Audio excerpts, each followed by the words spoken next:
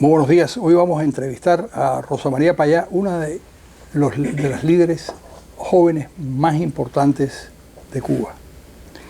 Hija de Osvaldo Payá, uno de las personas, yo diría, más interesantes de la oposición a lo largo de tantos años. Ella es física de profesión, activista por patriotismo y por devoción a su país y a las ideas de la libertad. Y la vamos a entrevistar en vísperas de su viaje a Cuba, de su nuevo viaje a Cuba, donde por cierto ella reside. Sin más preámbulos, Rosa María, ¿cómo te sientes con ese viaje mañana a Cuba? Yo estoy regresando a mi casa, estoy regresando a mi país. A mí siempre me entusiasma regresar a mi barrio. Tú has desarrollado una campaña muy intensa y además me parece muy lógica porque se esclarezca la muerte de tu padre. Tu padre fue asesinado, como dices tú y como dice tu madre, como dicen muchas personas, o murió en un accidente, como dice el gobierno cubano. Hay que entender que aquí no hay dos versiones.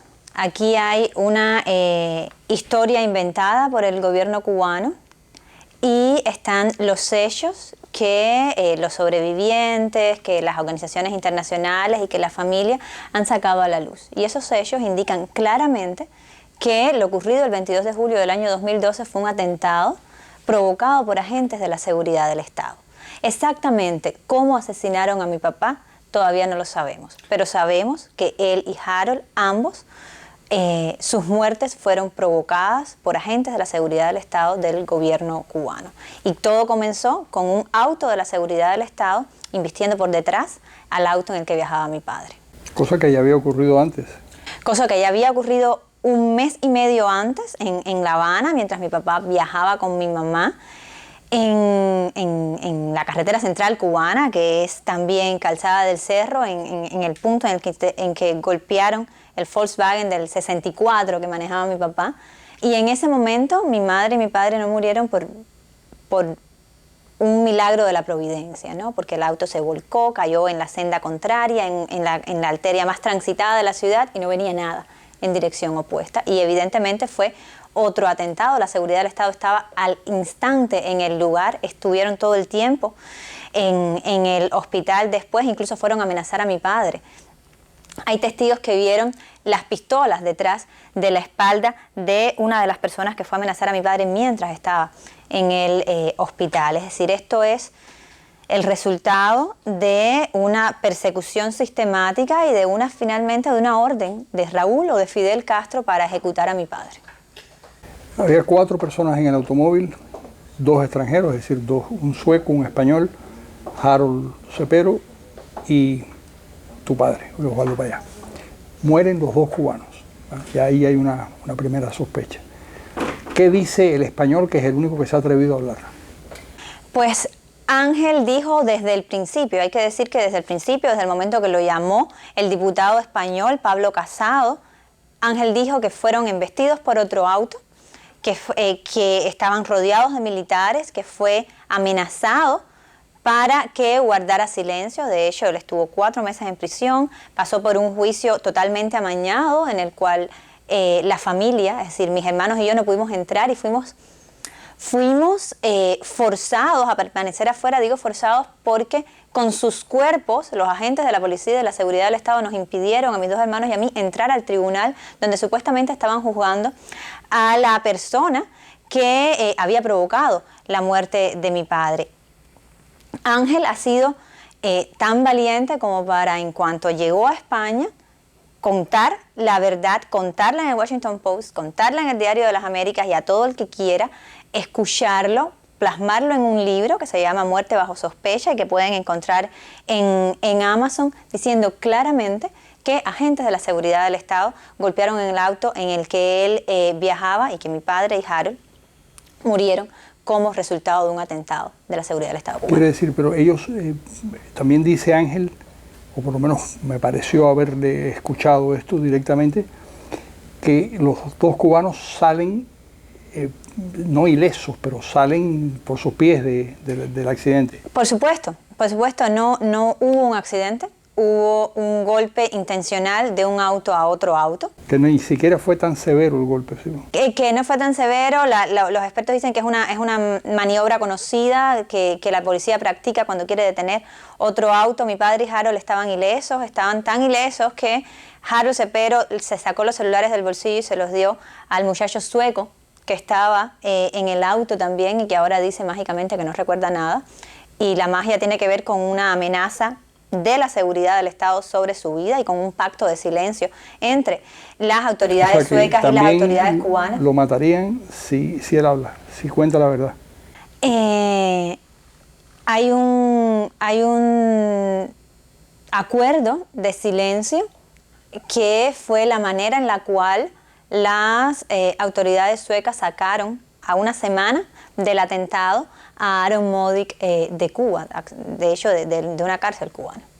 Con el compromiso de no hablar, de no decir nada, de no inculpar al gobierno cubano. Con el compromiso de hacer silencio y de que él dijera que no se acuerda de nada, por un lado. Pero lo vemos también en el gobierno español, lo vemos también en la actitud que tomó el gobierno español después del asesinato de un ciudadano español, que es mi padre, porque él es ciudadano español también, y básicamente acepta, y no solo acepta, sino que valida la versión llena de contradicciones del gobierno cubano, cuando el gobierno español sabe que el hecho fue totalmente provocado por la seguridad del Estado, porque el gobierno español tuvo acceso a su ciudadano, a Ángel Carromero, inmediatamente a través de llamadas telefónicas y de mensajes de texto. Sí, así fue como yo me enteré, es decir, yo me enteré del accidente casi en el momento en que había ocurrido, porque Ángel Carromero consiguió comunicarse con Pablo Casado y Pablo Casado nos lo dijo. Después Pablo Casado también ha hecho silencio. Sí, todo el mundo hace silencio cuando el gobierno cubano hace amenazas. Todo el mundo hace silencio, pero gracias a Dios hay personas que no hacemos silencio. Ángel Carromero es un muchacho muy valiente y no ha hecho silencio. Y organizaciones internacionales han investigado los hechos que se conocen. Hay muchos más que no se conocen. Hay mucha evidencia a la que no hemos tenido acceso. Yo no tengo una hipótesis. Yo tengo hechos. Pero ¿cómo crees tú que pasó? Es decir, ellos salen ilesos del accidente. Yo sé y ahí, ¿cómo los matan? Yo sé. Tu madre vio el cadáver, ¿no? Yo vi el cuerpo de mi papá. ¿Tú viste el cuerpo de tu padre? Solo lo vimos después de la autopsia, porque no nos permitieron llegar al cuerpo de mi padre antes, básicamente a través también de una patraña. Nos dijeron que todas las neveras de las morgues de Bayamo en toda la ciudad, todas estaban rotas y no se podía conservar el cuerpo de mi padre, según dijeron las autoridades cubanas. Nosotros estábamos en La Habana.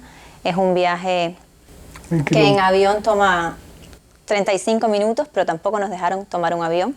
Íbamos a ir por carretera son por lo menos 8 horas, y simplemente iban a dejar que el cuerpo de mi padre se corrompiera. Entonces tuvimos que aceptar la autopsia. Como te decía, no fue un accidente, fue un atentado, y como tal debería referirse siempre.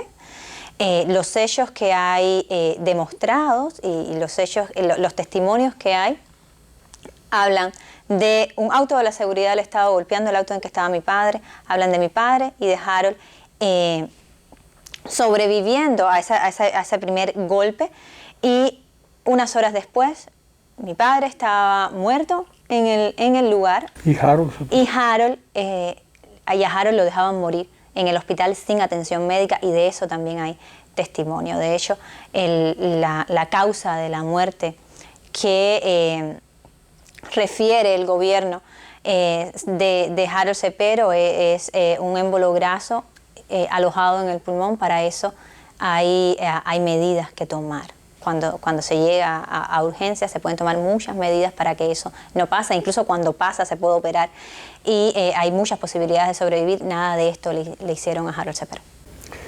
Bien, dejemos ese dolorosísimo episodio y vámonos a la Cuba actual. La Cuba actual, Rosa María, es de un país que está de alguna manera buscando, el gobierno está buscando una especie de cambio que le permita sobrevivir como gobierno y que le permita controlar la situación. ¿Tú estás de acuerdo con esa? Definitivamente ellos están en un proceso que pasa por algunos cambios y el objetivo es quedarse con todos los recursos y con todo el poder, desde luego.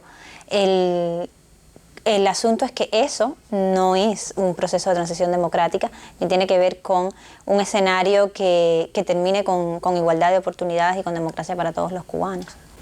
Tú diriges un esfuerzo que se llama Cuba Decide, con el objeto precisamente de continuar una obra que tu padre empezó, y la empezó ejemplarmente con aquel plebiscito que pidió, o aquel referéndum que pidió, que recogió 14.000, 15.000 firmas al final. Hay más de 35.000 firmas entregadas, más de 60.000 firmas recogidas, con la iniciativa del Proyecto Varela, que básicamente es una petición de cambio legal que pasa por la realización de un referéndum. Ahora, después del golpe represivo del 2003, donde todos los líderes del Proyecto Varela fueron a prisión, con excepción de mi padre, que fue asesinado hace 4 años y medio, y después del cambio constitucional que el régimen cubano hace arbitrariamente para aberrar la Constitución, para hacer el sistema de partido único comunista, con el partido único comunista como ente rector de la sociedad, con los medios de producción en manos del Estado. Una modificación de la Constitución precisamente como consecuencia de la reacción al Proyecto Varela, en lugar del referéndum que los electores estaban pidiendo, fue una aberración de la Constitución, un cambio hecho de manera forzosa y anticonstitucional, de hecho, para hacer ese sistema irrevocable y para hacer la irrevocabilidad incambiable en el tiempo. O sea, básicamente la Constitución cubana es una condena a cadena perpetua al pueblo cubano. Han tratado de que no haya ninguna posibilidad de modificación del sistema. No hay dentro de la Constitución ninguna posibilidad de modificación del sistema. ¿Y cómo entonces, por ejemplo, tú planteas en Cuba Decide continuar ese camino que aparentemente está cegado, está cerrado? Lo que no es discutible es que la Constitución no está por encima de la voluntad soberana de la ciudadanía. Y eso es algo que no ha ocurrido en Cuba, es decir, la expresión de esa voluntad no se conoce en nuestro país desde hace más de 60 años. Por eso, la respuesta de mi papá a ese cambio arbitrario a la Constitución fue: espera, vamos a plebiscito, vamos a preguntarle a la gente qué es lo que quiere, cuál es el sistema que quiere. Y aunque el plebiscito no esté contemplado en la Constitución, eso lo único que significa es que no está regulado, o sea, no está prohibido. Por tanto, cuando hay un asunto de interés nacional, como es el sistema económico, político y social, a ser definido por la ciudadanía, pues se puede convocar desde la ciudadanía a la realización de un plebiscito, y se ha hecho en otros lugares. De hecho, se ha intentado hacer incluso en España, y se ha hecho en otros países. Bueno, así salió Timor del Este, así fue la transición allí. La idea básica es desmontar la dictadura, o las dictaduras, porque en general se ha utilizado varias veces, con un procedimiento democrático, es decir, consultar a las personas. Claro. Y esa es una salida que también le sirve al régimen, porque si el régimen quiere de alguna manera desmantelar lo que hay, no el régimen, sino alguna gente del régimen, los reformistas del régimen quieren cambiar las cosas, no hay otro procedimiento mejor para todos y para el conjunto de la sociedad que preguntarle a las personas, utilizar los procedimientos democráticos.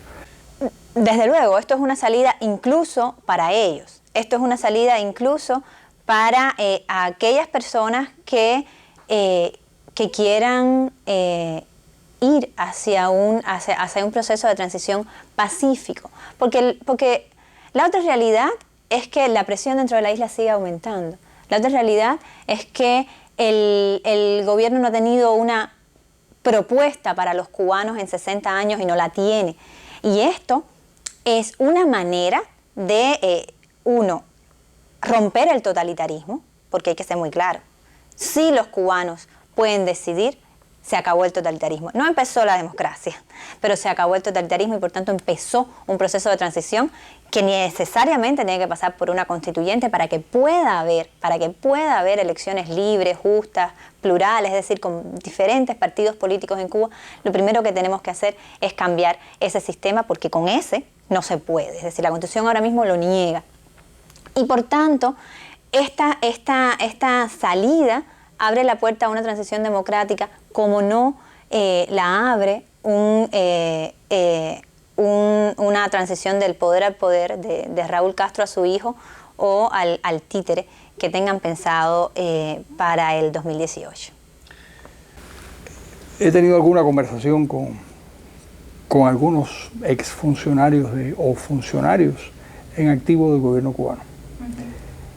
Y me dicen que en el 2018, en el momento en el que se retire Raúl Castro sabe que quienes vengan detrás van a intentar desmontar el sistema porque no creen en el sistema. Es decir, porque ellos saben perfectamente que el sistema no es reparable, que no es modificable y que hay que cambiarlo, y que hay que cambiarlo de una punta a la otra. Raúl Castro no lo va a hacer. Es un hombre de 85 años, un hombre muy comprometido con su hermano y con el supuesto legado, que en este caso es un legado totalitario de su hermano, pero sí sabe lo que va a ocurrir cuando él se jubile o cuando él se retire. En muchos lugares estos procesos han comenzado con un reconocimiento de la oposición. Es decir, ha comenzado en el momento en el que desde el poder se descuelga el teléfono y se llama a un opositor, ya sea el señor Walesa en Polonia. En definitiva, así es como ha ocurrido. Yo recuerdo en España, donde viví 40 años, que fue así de alguna manera como empezó el proceso de transición. En el caso de España fue con unas llamadas discretas a Santiago Carrillo, que era el jefe del Partido Comunista, a Felipe González, que era la cabeza entonces desconocida del Partido Socialista, que eran 100 miembros. Es decir, el hecho de que Cuba decide tenga 100 miembros o 200 o 300, no sé cuántos tenga, pero que tenga muy pocos en relación a la población, no es algo que debe asustarte, porque el Partido Socialista, que ganó las elecciones 5 años después de iniciado el cambio, tenía 100 miembros en el momento en que muere Franco.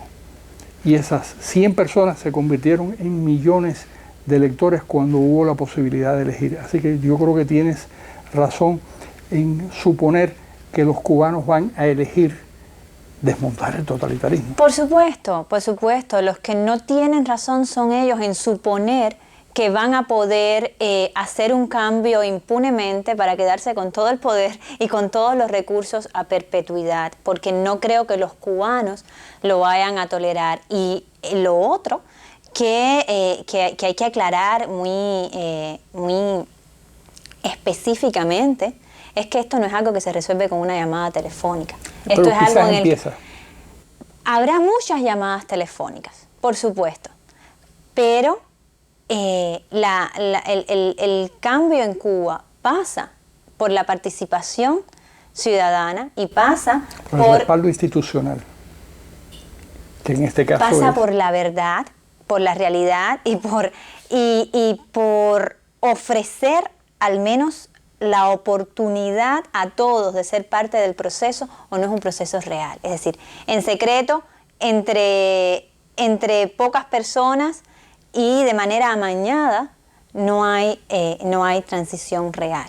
Hasta que los cubanos no puedan ser parte del proceso, aquellos que quieran, ¿no? Aquellos que tengan algo que decir, no puedan ser parte del proceso, no hay una transición real. Si te llaman por teléfono?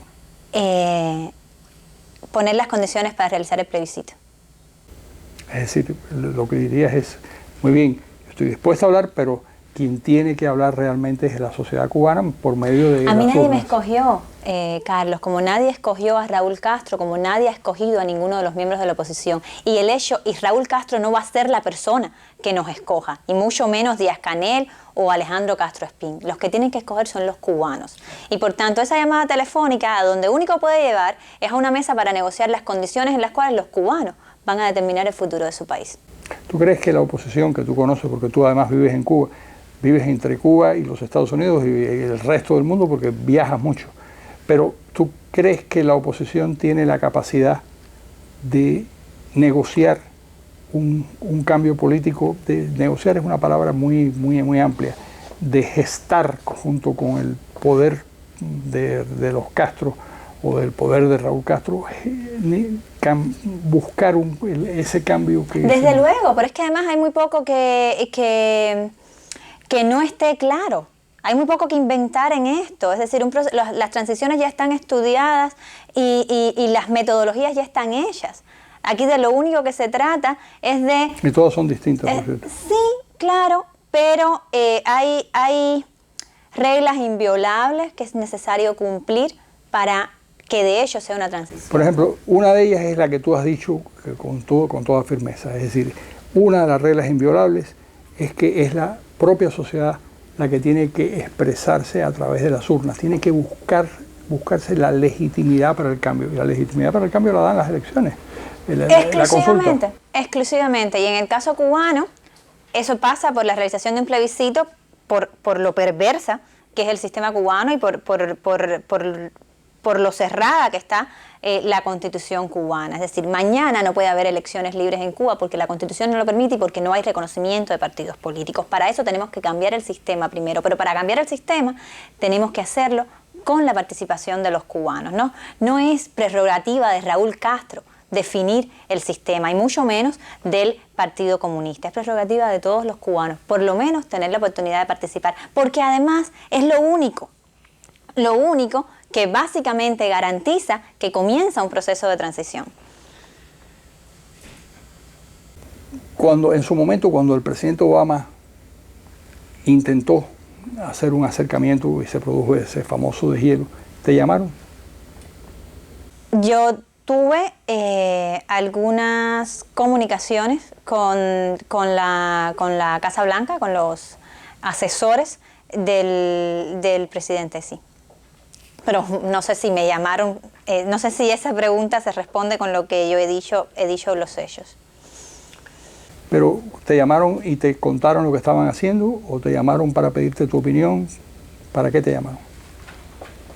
Nosotros enviamos propuestas muy concretas, que son de hecho las mismas que enviamos a la Unión Europea, de qué debe estar en una mesa de conversación de la comunidad internacional con el gobierno cubano. Y ellos escucharon nuestras propuestas y no hicieron ninguna promesa. También tuvimos conversaciones encaminadas a esclarecer los hechos del asesinato de mi padre. Nosotros les pedimos que pidieran el informe de autopsia, que es algo que no nos ha... que el gobierno cubano no... eso nos dijeron, pero sin respuestas hasta ahora. ¿Y España lo pidió también o no? No tengo ningún elemento que me haga estar segura de que España lo haya pedido. El gobierno español básicamente ha validado la mentira del gobierno cubano. Cuando tú has salido y has regresado a Cuba con bastante frecuencia, ¿has encontrado algún trato especial de rigor por parte del gobierno cubano hacia ti o te han ignorado? Me persiguen todo el tiempo, me persiguen todo el tiempo, me paran en emigración a la entrada y a la salida con cualquier excusa tonta. Sí he notado un incremento en la agresividad de los agentes de la seguridad del Estado en los últimos tiempos. Yo hace 3 semanas estaba en La Habana y había por lo menos 3 autos de la seguridad del Estado persiguiéndonos. Lo sé porque lo documentamos. Estaba con una amiga cineasta y estaba filmando en todo momento y los tenemos a las 10 de la mañana, a las 11, a las 12 y a las 4 de la tarde atrás de nosotros los mismos autos, ¿no? Pero además nos bajábamos a la orilla del mar porque es donde único podemos hablar sin micrófonos y se bajaban los agentes y nos rodeaban, ¿no? De hecho, no había ninguna intención de que no los descubrieran. No, era muy obvio. Era muy obvio y muy agresivo. En algunos momentos las personas que estaban conmigo, que son coordinadores de Cuba Decide también, pensaban que el arresto era inminente. Y de hecho ellos han sido arrestados después, fueron como Iván Hernández Castillo fue arrestado, Sailí Navarro fue arrestada por unas horas, la seguridad del Estado fue a amenazar a Luis Alberto Mariño. Cuando hablan contigo, esos agentes de la seguridad, ¿hablan contigo? Yo no hablo con ellos. No, pero no, porque no... Porque no tengo nada que hablar con ellos. Es decir, estamos hablando de represores, estamos hablando de personas que no toman decisiones, estamos hablando de personas que siguen órdenes, que pueden cometer un asesinato en cualquier momento, como hicieron con mi padre. Esas no son las personas que van a llamar por teléfono. Yo creo que me puede ocurrir a mí. Bueno, de hecho, yo he recibido amenazas de muerte. Mi familia ha recibido amenazas de muerte. Y creo que le puede pasar a cualquier cubano que decida vivir en la verdad y que decida enfrentar ese sistema para cambiarlo pacíficamente, como es el caso de muchos, dentro y fuera de la isla. Y por eso es tan importante la solidaridad internacional y por eso es tan importante hablar contra la impunidad, detener la impunidad. La represión no la podemos detener, porque la represión la pone el gobierno, no la ponemos nosotros, ni la pone Estados Unidos, ni la pone Europa, ni la pone América Latina. Pero Europa, América Latina, Estados Unidos y las democracias del mundo sí tienen la responsabilidad de levantar sus voces, de levantarlas en los organismos internacionales, de levantarlas en las mesas de negociación para detener la impunidad con la que el régimen reprime a los cubanos. Tú has dicho, y yo te lo he escuchado, además es así como funciona la contrainteligencia, que toda la oposición está penetrada. Una parte importante, sí. ¿Cuba decide estar penetrada por la contrainteligencia? No hay forma, porque aquí no hay nada secreto. Cuba Decide es una campaña, no es una organización. Puede que haya agentes de la seguridad del Estado intentando convertirse en promotores de Cuba Decide, son bienvenidos. Esto se trata de decirle a todos los cubanos que hay una herramienta que pueden reclamar, que esa herramienta se llama plebiscito y que está en nuestras manos tomar una acción por nuestros derechos y comenzar un proceso de transición. Es así de público, es así de horizontal además. Sí, no hay nada que ocultar, no hay nada que perseguir realmente, salvo que quieran aplastar a los dirigentes de ese tipo de... Y es lo que han estado intentando hacer. Pero la idea, el proyecto y lo concreto del asunto, es decir, es una acción, se hace o no se hace, la comunidad internacional la apoya o no la apoya. Estamos totalmente... Una última pregunta, Rosa María. ¿Tú has recibido solidaridad internacional suficiente para sostener ese esfuerzo dentro de Cuba? Quiere decir, ¿hay apoyo político que tú encuentres que ha sido sustancial y que ha sido lo suficiente como para que el gobierno cubano, la dictadura cubana, sepa que no debe atropellarte a ti ni a las personas que te acompañan en ese esfuerzo? De eso nunca hay garantías. Nosotros estamos hablando de criminales internacionales en el poder. Estamos hablando de personas que tienen crímenes de lesa humanidad en sus espaldas y que están dispuestos a hacer cualquier cosa con tal de conservar el poder. Y por eso es tan importante el apoyo internacional, que ha sido, en mi opinión, ha sido significativo. En mi opinión, se han dado saltos cualitativos, como es el número de expresidentes de América Latina y también de España que están aprobando y apoyando públicamente la realización de un plebiscito en Cuba. Incluso a través de una declaración oficial le han dicho al gobierno cubano que están dispuestos a estar en Cuba durante el proceso de campaña por el plebiscito y el día del plebiscito, acompañar al pueblo y al Estado cubano en ese proceso, como también algunos parlamentos nacionales en América Latina, como también el giro que ha tenido la OEA con respecto a la defensa de la Carta Democrática, ¿no? en toda la región. Cuba no forma parte de la OEA, pero yo creo que sí hay razones para estar esperanzados en cuanto a algunos cambios que se han dado en el terreno internacional. No son suficientes, no son todos los necesarios. Todavía estamos esperando una palabra de parte de esos presidentes en funciones, también de América Latina, que han dado un cambio en sus países, como es el caso de Argentina, como es el caso de Guatemala, como es el caso de Perú, como podría ser el caso de Chile. Estamos esperando una país, palabra de... Con el cambio de la administración demócrata, la republicana, ¿ves alguna posibilidad de que y esta sí es de verdad la última pregunta, ¿ves alguna posibilidad de que la administración del Donald Trump apoye esa gestión de ustedes? Por supuesto, sería lo único coherente a hacer.